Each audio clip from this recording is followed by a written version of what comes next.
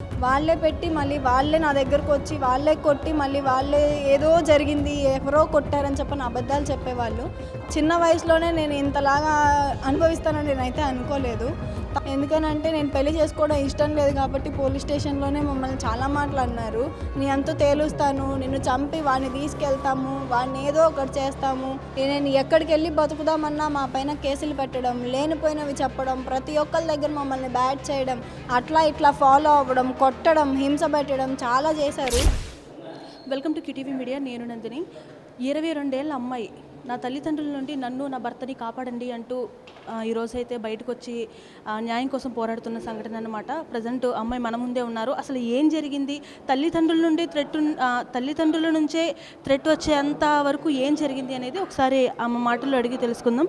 నమస్తే అమ్మ, నీ పేరు? దేవరపల్లి అక్షిత కిషోర్. అక్షిత, అసలు ఏం జరిగింది? మీ తల్లిదండ్రుల మీదే నువ్వు ఫైట్ చేసే పరిస్థితి నీకు ఎందుకు వచ్చింది? అసలు విషయం ఏంటి? నేను భవిష్యత్తి అశోక్ అని ఒక రెల్లి అబ్బాయిని లవ్ చేశాను మ్యామ్. అది మా ఇంట్లో వాళ్ళకి తెలిసి తనంటే ఇష్టం లేదు, వద్దని చెప్పండి చెప్తారేమో అనుకున్నాను. కాకపోతే ఇంట్లో పెట్టి తాళాలు వేయడం, బెదిరించడం, తను వద్దు, మంచోడు కాదు, తన పైన ఇన్నున్నాయి అని చెప్పని లేనిపోయిన కేసులన్నీ పెట్టి మళ్ళీ వాళ్ళే నా దగ్గరకు వచ్చి వాళ్ళే కొట్టి మళ్ళీ వాళ్ళే ఏదో జరిగింది ఎవరో కొట్టారని చెప్పని అబద్ధాలు చెప్పేవాళ్ళు. తనకైతే అసలు ఉద్దేశపూర్వకంగానే ప్రతి ఒక్కటి చేశారు మ్యామ్. ఎంత చెప్పైనా అది నా మాటల్లో నా బాధనైతే నేను చెప్పుకుంటున్నాను. ఎందుకనంటే నేను పడ్డ బాధ చిన్న వయసులోనే నేను ఇంతలాగా అనుభవిస్తానని నేనైతే అనుకోలేదు. తనకి చాలా యాక్సిడెంట్స్ చేయించారు. గంజాయి తాగడు కానీ 25 కేజీలు గంజాయి కేసు పెట్టారు. మరి అది ఆల్రెడీ 2 times వాళ్ళు టెస్ట్ చేసి పోలీస్ వాళ్ళే ఏంట్రా నీకు నెగిటివ్ వచ్చిందని ఎలా పడితే అట్లా మాట్లాడారు. కానీ తనైతే గంజాయి తాగడు. ఇప్పటికీ రిపోర్ట్స్ కూడా తెమ్మంటే నాకు పోలీస్ స్టేషన్లోనే ఉన్నాయి, నేను తీసుకుని వస్తాను. ఉద్దేశపూర్వకంగా ఇంత చేసి మళ్ళీ ఏం తెలియనట్టు వచ్చి మాట్లాడుతున్నారు. మా పెద్దనాన్న దేవరపల్లి రవికుమార్ అని చెప్పని ఉన్నారు. ఆయన అయితే ఇప్పుడు నేను మ్యారేజ్ చేసుకొని 1.5 month అవుతుంది మ్యామ్. కానీ ఇంతవరకు ఆ 1.5 month కూడా నేనైతే హ్యాపీగా లేను. నాకు పెళ్ళైన ఒక 1 week దాకా నేను బాగానే ఉన్నా కానీ తర్వాత నుంచి నాకు అన్ని ప్రాబ్లమ్సే. వెనకాల ఫాలో అవ్వడం, బెదిరించడం, ఎవరెవరో వచ్చి ఫోటోలు తీయడం, నువ్వు అలా నువ్వు ఇలా అని చెప్పని ఎవరెవరితోనో వచ్చారు. కానీ అది ఏం చేస్తున్నారు, ఏం జరుగుతుంది అనేది నాకైతే ఏమీ అర్థం కాలేదు. కానీ తనకైతే థ్రెట్ ఉంది. ఎందుకనంటే నేను పెళ్లి చేసుకోవడం ఇష్టం లేదు కాబట్టి పోలీస్ స్టేషన్లోనే మమ్మల్ని చాలా మాటలు అన్నారు. నీ అంతా తేలుస్తాను, నిన్ను చంపి వాడిని తీసుకెళ్తాము, వాడిని ఏదో ఒకటి చేస్తాము, నువ్వు ఉండొద్దు, అది ఇది అని చెప్పని చాలా మాటలు మాట్లాడారు. కానీ 2 సంవత్సరాలు ఇట్లా ఫోక్సో కేసులు పెట్టి, లేనిపోయిన కేసులు పెట్టి, కిడ్నాప్ కేసులు పెట్టి, చెయ్యని కేసుల్లో కూడా ఇరికించేసి చాలా అంటే చాలా తన జీవితం నాశనం చేసేసారు. వాళ్ళ తల్లిదండ్రులు అయితే మరి చిన్న చిన్న ఉద్యోగాలు చేసుకునేవాళ్ళు.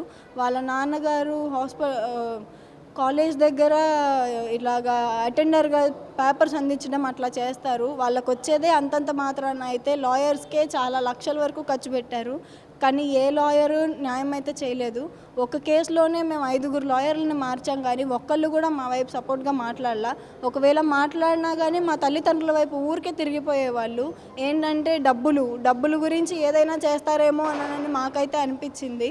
కానీ నేను పెళ్లి చేసుకున్న తర్వాత కూడా బెయిల్ క్యాన్సిల్ చేయించడం, పెట్రోల్ పోసి తగలబెడతాడన్నాడని చెప్పడం, వాళ్ళ ఇంట్లో వాళ్ళని తీసుకెళ్ళి కొట్టడం. పోలీస్ స్టేషన్లో ఎట్లా కొట్టారంటే అసలు కాళ్ళు పగిలిపోయి ఒక్కొక్కరికి బ్లడ్ వచ్చి ఇంతలా ఇదైపోయేలా కొట్టారు.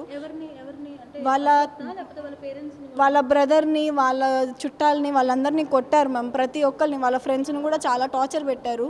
అసలు వాళ్ళకి సంబంధమే లేదని చెప్తున్నా కానీ తీసుకెళ్ళి అట్లా మాట్లాడి ఇట్లా మాట్లాడి వాళ్ళని మ్యాన్ హ్యాండ్లింగ్ చేయడం, వాళ్ళకి డబ్బులు ఇవ్వడం, మేము అంతిస్తామని చెప్పాలని పోలీసు వాళ్ళు కూడా మా అమ్మ వాళ్ళ వైపే మాట్లాడుతున్నారు. అంటే అక్షిత, ఇప్పుడు నువ్వు మీ పేరెంట్స్కి మీ లవ్ మ్యాటర్ ఎప్పుడు చెప్పావు?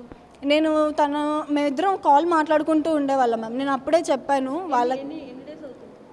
ఇయర్సే మ్యామ్, ఒక 2 years బ్యాక్ అనుకుంటా. 2 years బ్యాక్ అది మీ పేరెంట్స్కి నువ్వు చెప్పడం జరిగింది. అయితే 1 month బ్యాక్ మీరు పెళ్లి చేసుకున్నారు, అంతేనా? 1 month బ్యాక్ నేను పెళ్లి చేసుకున్నాను మ్యామ్.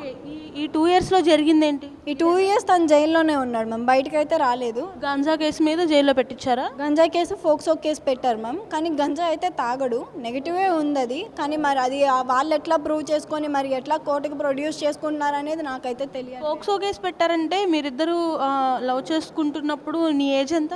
నాకు 17 మ్యామ్. 17 అంటే ఇప్పుడు మైనర్ని కాబట్టి నేనైతే అట్లా ఇట్లా తిరగడం, చిందులు చేయడం ఏమీ చేయలేదు. మామూలుగా మాట్లాడుకునే వాళ్ళం, ఉండేవాళ్ళం. అది కూడా నచ్చక వెనకాల పడి పీవీపీ సందు ఉంది, అక్కడ బీర్ బాటిల్ పెట్టి కొట్టడం, వాళ్ళతో మాట్లాడించడం, డబ్బులు ఇచ్చి మాట్లాడి చేయడం. అశోక్ని కొట్టించారు మ్యామ్. వాళ్ళ ఫ్రెండ్స్ని కూడా చాలా టార్చర్ పెట్టారు.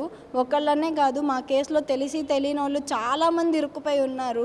వాళ్ళందరికి కూడా మరి ఎట్లా న్యాయం జరుగుతుందో అయితే నాకు తెలియట్లేదు. మీ పేరెంట్స్ ఏం చేస్తారు అక్షయ? అంటే వాళ్ళ వృత్తి ఏంటి? మా మమ్మీ స్కూల్లో టీచర్ మ్యామ్, మా daddy retired home guard ma'am. Okay, అంటే డిపార్ట్మెంట్కి సంబంధించింది. అశోక్ వాళ్ళ పేరెంట్స్ ఏం చేస్తారు? వాళ్ళ మదర్ హౌస్ వైఫ్, వాళ్ళ ఫాదర్ మాత్రం కాలేజ్లో అటెండర్గా చేస్తారు మ్యామ్. ఓకే, అంటే ఇప్పుడు మీ ఇద్దరి ప్రేమని వాళ్ళు యాక్సెప్ట్ చేయకపోవడానికి కారణం కులం అంటారా, లేదంటే డబ్బుకు పరంగా అంటారా? అంటే ఏ రకంగా, చిన్నపిల్ల తనకి ఏం తెలీదు అన్న ఉద్దేశమా? అలా అంతా ఏమీ లేదు మ్యామ్. మరి వాళ్ళకి ఏం ఇంటెన్షన్గా ఉందో నాకైతే తెలియదు, కానీ క్యాస్ట్లు మాత్రం ఇద్దరిది ఎస్సీ క్యాస్టే కాబట్టి క్యాస్టులతో అయితే ఏ ప్రాబ్లం ఉండదని నేను అనుకుంటున్నా. మరి ఏ ఉద్దేశంగా ఏ రీతిగా చేస్తున్నారో, లేదంటే ఎవరన్నా ఏమన్నా ఎక్కిచ్చి చెప్పి చేపిస్తున్నారో నాకైతే తెలియదు, కానీ బాగా కక్ష పెట్టుకున్నది మాత్రం మా పెద్దనాన్న వల్లే నాకు ఈ గతి పట్టి నేను రోడ్లపైన ఇట్లా తిరగాల్సి వస్తుంది. చివరికి ఆఖరికి ఎట్లా చెప్పుకోవాలంటే నా పరిస్థితి ఇప్పుడు అందరు కాళ్ళు పట్టుకొని బతిమలాడుకునేదాకా వచ్చింది. అవును మ్యామ్. ఓకే అమ్మ, ఇప్పుడు అశోక్ ఎక్కడున్నాడు? ఇప్పుడు తనైతే బయటకు పంపించేసాం మ్యామ్. ఎందుకనంటే వీళ్ళు లేనిపోయిన కేసులు పెట్టడం, పోలీసు వాళ్ళని ఇంటికి పంపడం, అరెస్ట్ వారెంట్లు అని చెప్పడం, మళ్ళీ కోర్టులో అందరి ముందు వెళ్ళి బెదిరించి ఏంటి మీ ఓడు దొరికితే 20 సంవత్సరాలు వేపిస్తాం, రాని అండి చెప్తా వాడి సంగతి, అది ఇదని చెప్పనని మాట్లాడడం చాలా చెప్తున్నారు. ఒక్కొక్కరికి ఒక్కొక్క రీతిగా చెప్తున్నారు. అందుకే నేను ఇంతలా జరుగుతుంది కదా, ఇంత జరిగాక రేపు నేను కూడా ఏ అమృత ప్రణయ్ లాగా ఎట్లా మిగిలిపోవాల్సి వస్తుందో అన్న భయంతోనే నేను ఎక్కాను.